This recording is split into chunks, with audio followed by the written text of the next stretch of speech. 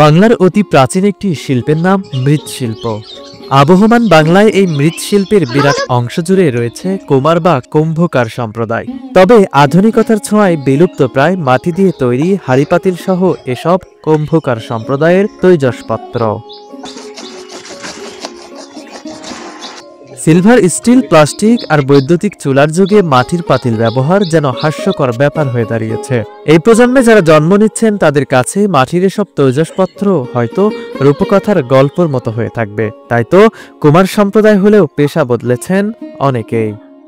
Income এখন তো নেয়, আর সব জিনিসের খড়ি, খের, মঙ্গা, গুঁড়া, এখন মাটিও কিনা ছাড়া তো মাটি নেই, এখন আগেকার মতো নাই। ওই জন্য অনেকে ব্যবসা ছেড়ে দিছে। আমার করে জমি জমা নাই, ওই হিসাবে ধরে রাখছি এই পর্যন্ত।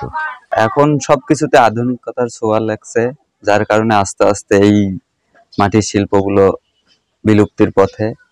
কারণ এখন সবাই চাই আধুনিক হইতে, যার কারণে এই ব্যবসাগুলো আর আগের মতো ওইভাবে হয় না।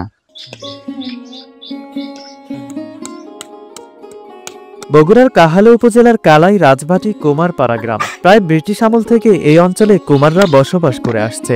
বর্তমানে এ সম্প্রদায়ের প্রায় ৮০টি পরিবার এখানে বসবাস করলেও পেশা বদলে অন্য পেশায় কাজ করছেন অনেকে।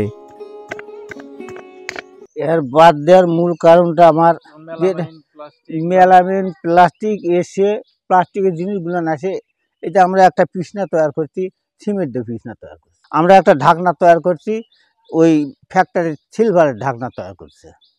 আমরা একটা পানিলার একটা ঢোকসা তৈরি করছি, প্লাস্টিকের গাবলা নিয়ে আসছে, কয় এটা পাকাত ভেঙে যায়, ওটা নেব না, এটাই ভালো। যার কারণে এই ধীরে ধীরে এই জিনিসগুলো কমে আসছে। এখন বেচা বিক্রি কম, আগে বেশি আসছিল, এখন কম।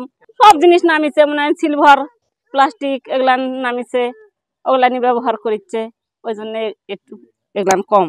ওই ডাবর চারি এখন ওটা চলে না, অচল।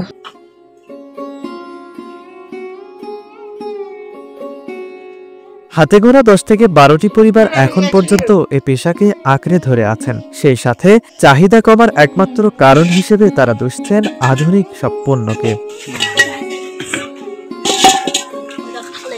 আধুনিক সব পণ্য এখন বাজার দখল করায় মৃৎশিল্প বিলুপ্তির পাশাপাশি হারিয়ে যেতে বসেছে আবহমান বাংলার এ পেশা।